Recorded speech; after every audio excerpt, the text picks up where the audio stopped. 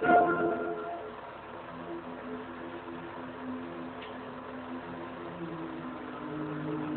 evening. This week, the Dull Bell story.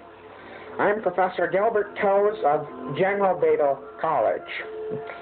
Tonight, we examine one of the most amazing rises to mediocrity in the history of the Midwestern right-o-leftist political scene, the story of Dull Bell.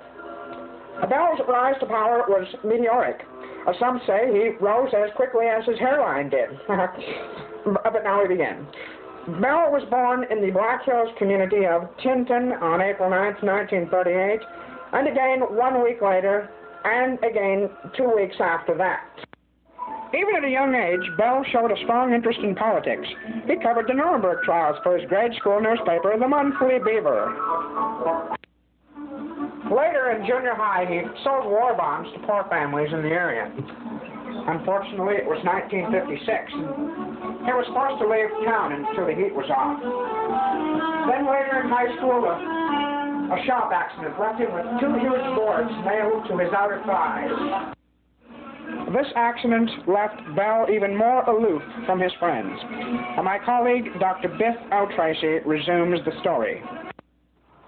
Dale grew up thinking he was a prince in a royal Austrian family of the 18th century.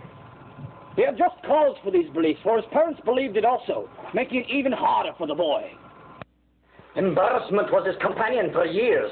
Oftentimes he would pass royal decrees on the playground, an example being the day he declared a tax tariff on all people from Belfouge named Sharon.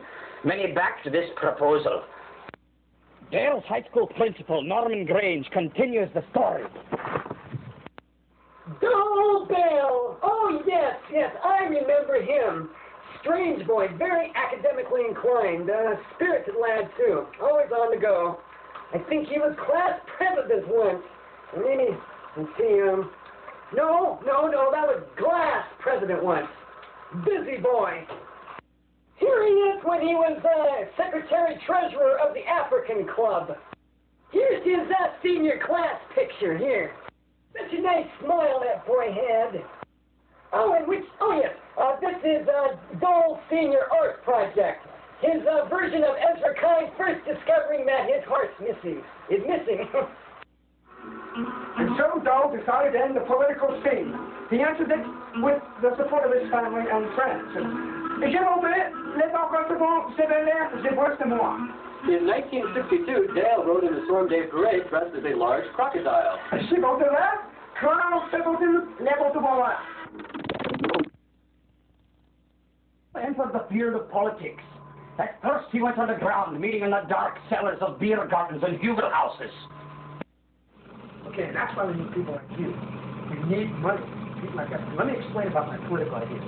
The right wing of the political party is connected to the left wing by the breastbone, which runs down the center of the body like that, see? He was arrested and spent 2 long years in the Lawrence County Jail. While in prison, he wrote Mein Steak, a powerful and bitter account of his failure in the restaurant industry.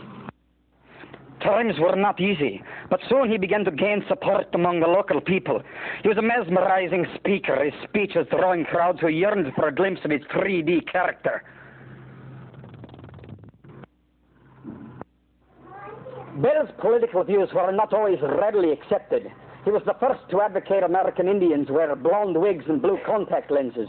Also the second to advocate all Air Force personnel wearing red anklets.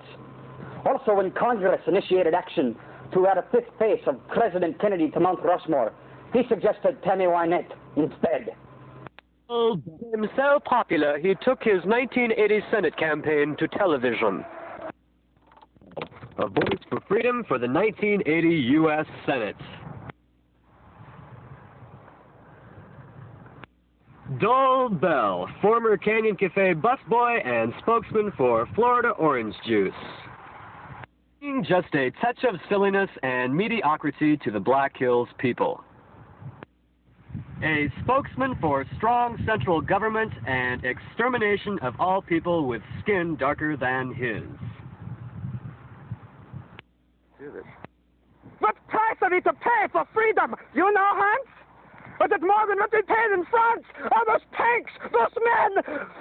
A vote for Dull Bell in 80 is a vote for freedom. And so you've seen the story of Dole Bell. Not many people have the chance to rise to such fame in their lifetime. There were men in this country, of course, like Abraham Lincoln, who started in the Midwestern parts of the country, like Illinois, in a small log cabin and rose to the presidency. Now, not everyone can have that opportunity, but this man probably will do such a feat like that man did.